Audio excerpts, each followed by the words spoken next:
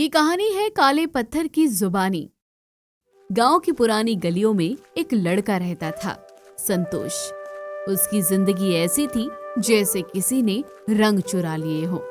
सुबह जल्दी उठकर मजदूरी, फिर घर की जिम्मेदारी और बीच में लोगों के ताने। हार कर भी जीतना पड़ता था क्योंकि उसके पास रुकने का वक्त भी नहीं था। संतोष के पिता बीमार रहते थे, माँ गुजर गई थी और छोटी बहन रिंकी आगे और पढ़ने का सपना देखती थी। लेकिन संतोष के लिए स्कूल की फीस और घर के खर्चे ही निकालना मुश्किल होता था। एक दिन, हे संतोष, अरे तूने फिर से दीवार ठीक से नहीं बनाई? अरे किस काम का है तू? मालिक, ईंटें कम थी इसलिए।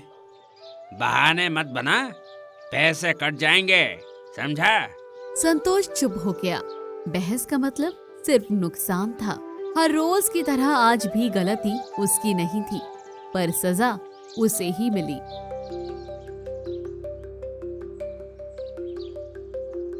भैया, स्कूल की फीस जमा करने का आखिरी दिन था। रिंकी, चिंता मत कर, मैं कुछ इंतजाम करता हूँ। पर भैया, तुम बस पढ़ो, बाकी सब मैं देख लूंगा। संतोष के पास कुछ नहीं था, पर सबके सपने संभालने पड़ते थे।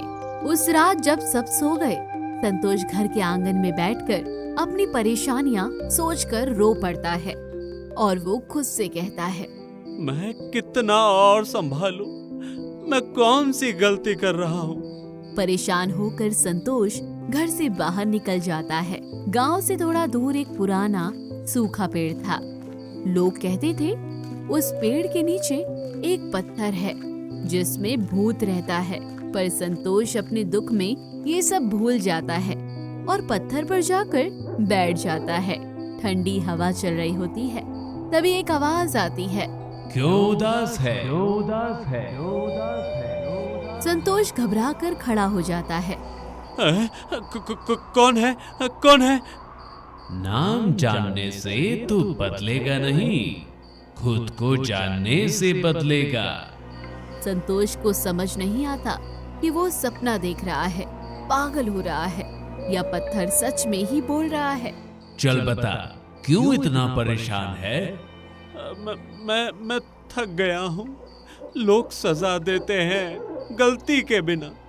मेहनत भी बहुत करता हूँ, पर फिर भी कुछ ठीक नहीं होता। सब कुछ ठीक कभी होता ही नहीं, पर तू अपने आप से भाग क्यों रहा है संतोष? संतोष एकदम से रुक जाता है। तुम मेरा नाम कैसे जानते हो? जो दर्द लेकर आता है उसका नाम हवा लेकर आ जाती है। संतोष चुप हो जाता है और बिना कोई सवाल पूछे वहां से चला जाता है। ये पहली बार था जब संतोष ने किसी को अपना दुख बताया था, और ऐसा भी पहली बार हुआ था कि सुनने वाले ने बीच में रोककर ताना भी नहीं मारा था। अगले दिन संतोष फिर काम पर जाता है। वहां पता चला कि उसकी आधी कमाई बिना बताए किसी और को दे दी गई है। पर मालिक, मेरा क्या? अरे मुझे तेरे परिवार से कोई मतलब नहीं है। काम कम था इसलिए आधे मजदूर ही चाहिए थे। संतोष काम से निकाले जाने के बाद उदास हो गया था। अब उसे अपने परिवार की चिंता थी। संतोष वहां से चुपचाप चला जाता है और हिम्मत करके उसी पत्थर के पास वापस आ जाता है। आज क्या छीन लिया दुनिया ने तुझसे? काम और साथ में उम्मीद भी। उम्मीद छीनी नहीं जाती, तूने बस उम्मीद का साथ छोड़ दिया है। तो और मैं क्या करूं? मुझे बस हर जगह हार ही मिलती है। क्योंकि तू लड़ नहीं रहा, तू सिर्फ अपनी परिस्थितियों से समझौता कर रहा है, पर अपने लिए कुछ नहीं कर रहा। परेशानियों को बताने के लिए तू आता है, पर परेशानियों से लड़ने के लिए कब आएगा? संतोष जाने लगता है। पत्थर संतोष को रोकते हुए बोलता है, संतोष, तो सिर्फ बेचारा बनकर नहीं जी सकता।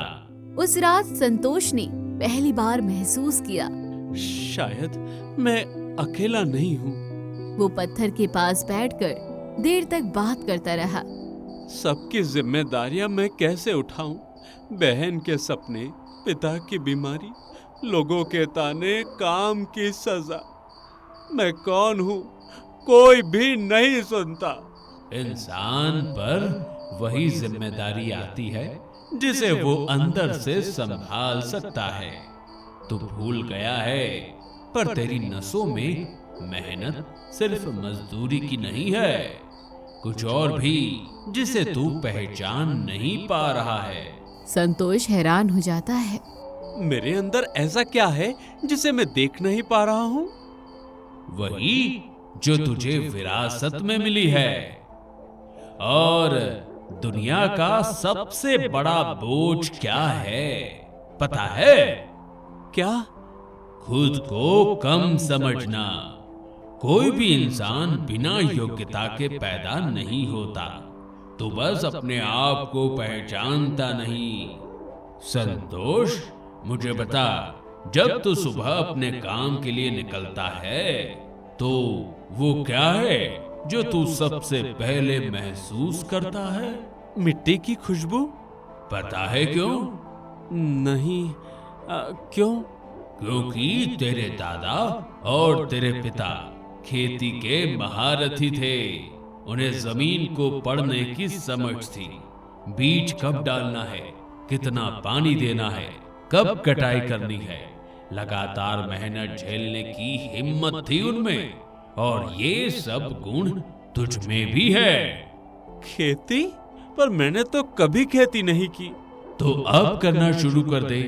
कब तक मजदूरी करता रहेगा और लोगों के ताने सुनता रहेगा? पर मैं खेती कहाँ करूं? मेरे पास तो खेत ही नहीं है। तेरे घर के पीछे एक जमीन का टुकड़ा है जहां लोगों ने सालों तक कुछ उगाने की कोशिश की, लेकिन वहां कभी कुछ नहीं उगा। और आज वो खेत बंजर पड़ा है। तू वहां क्यों नहीं कोशिश करता? हाँ? अरे, जब इतने अनुभवी लोग कुछ नहीं उगा पाए तो मैं भला क्या कर सकता हूँ? अरे तू खेती करना तो शुरू कर, बाकी सब हो जाएगा। एक बात याद रखना, बीज छोटा होता है पर उसके अंदर जंगल छुपा होता है। संतोष जैसे किसी बोझ से हल्का हो जाता है। वो उठता है और धीमे कदमों से अपने घर लौट जाता है। अगले दिन संतोष बंजर खेत के सामने रुक जाता है और पहली बार वो मिट्टी की खुशबू के साथ अपने गुणों को महसूस करने की कोशिश करता है। अगर कुछ बदलना है तो यहीं से शुरू होगा। वो मिट्टी उठाकर सूंघता है। वो पहली बार मजदूर वाली थकान नहीं, मिट्टी वाली पहचान महसूस करता है। संतोष ने कुछ पुराने औजार ठीक किए, कुछ सस्ते बीज खरीदे और उम्मीद की थोड़ी सी रोशनी जेब में रख ली। गांव वाले उसे खेत में मेहनत करता हुआ देख हंसते हैं।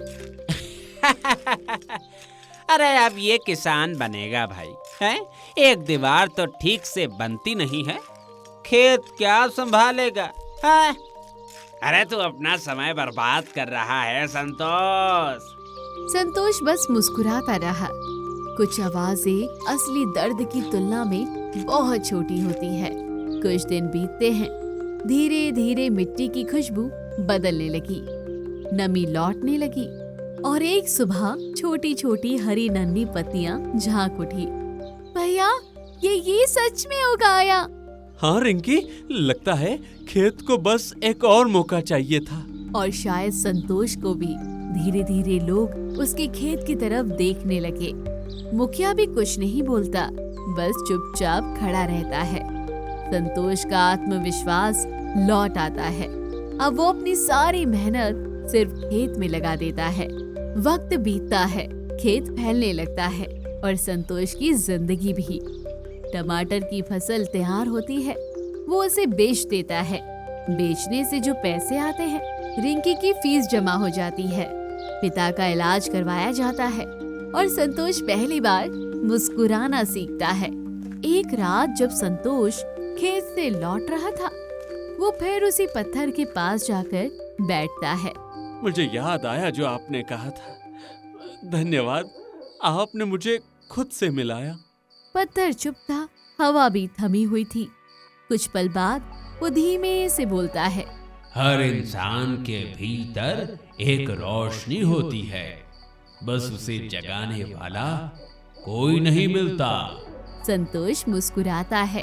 आप कौन हो? इंसान, भूत या कुछ और?